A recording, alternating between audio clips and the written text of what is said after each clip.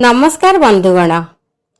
कौन सी ओदा सतसंतिया जगार नदी कूल ह्रद कूल किंबा बिलरे पानी सुखीगला आपण यही गछटी को फेब्रुआरी रु अगस्ट भितर देखिछंती कि आउ जदि देखि थांती ताहले आपणक अंचल रे एई गछटी को केउ नाम रे जानती मते कमेंट सेक्शन में निश्चय लिखंतु। मु एई गछटी को केन्द्रापड़ा रे एक नदी कूल रे देखिथिली। आज आमे एई जंगली औषधीय गछटी विषय रे जानिबा। यह गोटे एक वर्षीय गुल्म बा अल्प बुदालिया गछटी होता है। यार उच्चता प्राय 60 सेंटीमीटर बा 2 फुट भितर होता है। यह भारत समेत पृथ्वीर अधिकांश देश रे देखा जाए।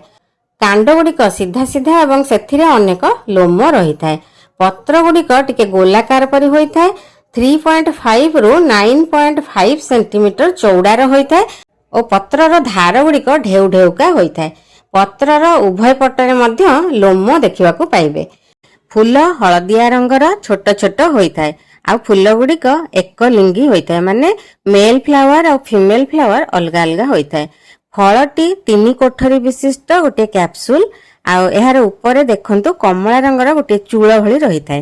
प्रत्येक कोठरी रे गाढ़ बादामी बा कला रंगर गोटे गोटे मंजी थाए। एही गच्छरु एक प्रकार चक गुंड परी पदार्थ क्षरण होई तार कांड पत्र आ फलर ऊपर लागी रही थाए। सेति पई याकू ऊपर देखिले टिके सिल्भरी बा धଳାଳିଆ देखा जाय थाए। एही गछटी को आपण फेब्रुआरी रु अगस्त भितर ही देखिया को पाइबे। फूल गुड़िक जून बा जुलाई भितर होई थाए। एही गछ को ओडिया रे सूर्यावर्ती कहउचंती। हिंदी रे याकू सदेवी आ सूर्यावर्ती कहते। संस्कृत रे सूर्यावर्त। कारण एही गछर जो फूल गुड़िक देखुचंती एहा सूर्य जेउ दिगरे थांती सेई दिग को मुह करि थाए, सेतिबें ताकू सूर्यावर्त कहा जाय।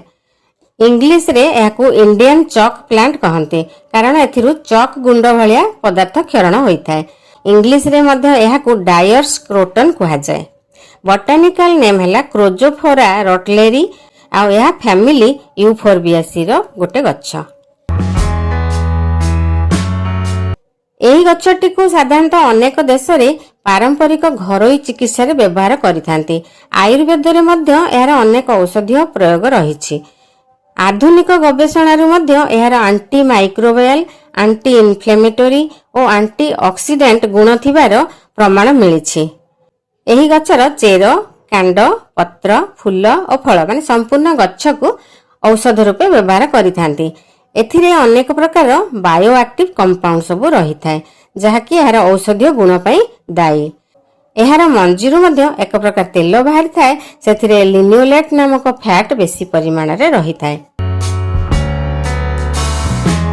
आमे सूर्यावर्ती गच्छर किछि पारंपरिक औषधीय प्रयोग विषय में आलोचना करिबा, किंतु आपण डाक्तर को परामर्श बिना ये औषध सेवन करिवे नहीं। चर्म रे प्रयोग करि पारंती। एई सूर्यावर्ती गच्छर पत्र बा मूलर रस किंबा चूर्ण को ठंडा और काश भल करबा पई व्यवहार करथांती। नेपाल रे यार फलर रस को ठंडा और काश कमाइबा पई सेवन करिथांती। पत्रर रस को मुंड व्यथा, सनबर्न आ ज्वर कमाइबा पई मध्य केतेक देश रे सेवन करिथांती। गोटे चामच पत्र रस बा चूर्ण रे सेमाने महू मिसाई सेवन करिथांती। एहार एंटी माइक्रोबियल गुण थिबारु ओ एथिरे टानिन और फ्लाभेनॉइड आदि कंपाउंड थिबारु एहा घा को शीघ्र सुखाई थाए। तेणु भारत और सुदान आदि देश रे एहार पत्रर चूर्ण को घारे पकाई थांती, ता द्वारा घा शीघ्र सुखी थाए। साउदी अरब और भारत रे एहार कांडर चूर्ण को जंडिस बा कामल रोग भल करबा पई व्यवहार करंती। सूर्यावर्ती गच्छ गोटे भल रक्त शोधक मध्य होइथाए, जहाँ रक्त को परिष्कार करिथाए। तेणु चर्म रोग को भल करबा पई यह सहाय्य करिथाए एवं एहार पत्रर रस और पेस्ट को चर्म रोग रे लगाइले चर्म रोग भल होइथाए। सूर्यावर्ती गच्छर पत्रर रस अंत्रनली रे हेउथिबा कृमि कमाइबा पई मध्य सेवन करिथांती।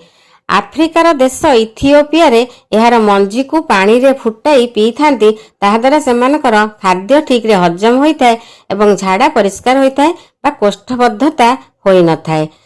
ଧବଳ ଛଉ ବା ଲ୍ୟୁକୋଡର୍ମାରେ ମଧ୍ୟ ଏହାର ପତ୍ରର ରସ କିମ୍ବା ଚୂର୍ଣ୍ଣର ଲେପ ଦେଇଥାନ୍ତି। ଏହିପରି ଅନେକ ଦେଶରେ ଏହାର ଅନେକ ପ୍ରକାର ବ୍ୟବହାର କରାଯାଇଥାଏ। ବନ୍ଧୁଗଣ, ଆପଣ ଯଦି ଏହି ଗଛର କିଛି ଔଷଧୀୟ ବ୍ୟବହାର ବିଷୟରେ ଜାଣିଥାନ୍ତି ମୋତେ କମେଣ୍ଟ ସେକ୍ସନରେ ନିଶ୍ଚୟ ଲେଖନ୍ତୁ।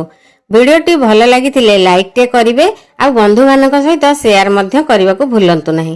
ଯଦି ମୋର ଚ୍ୟାନେଲଟିକୁ ଏପର୍ଯ୍ୟନ୍ତ ସବସ୍କ୍ରାଇବ କରିନାହାନ୍ତି ତାହେଲେ ଦୟାକରି ସବସ୍କ୍ରାଇବ କରିଦିଅନ୍ତୁ ଏବଂ ବେଲ୍ ଆଇକନଟିକୁ ମଧ୍ୟ ପ୍ରେସ୍ କରିଦେବେ। ତାହେଲେ ଆପଣ ମୋର ନୂଆ ଭିଡିଓର ନୋଟିଫିକେସନ ସାଙ୍ଗେ ସାଙ୍ଗେ ପାଇପାରିବେ। ଧନ୍ୟବାଦ।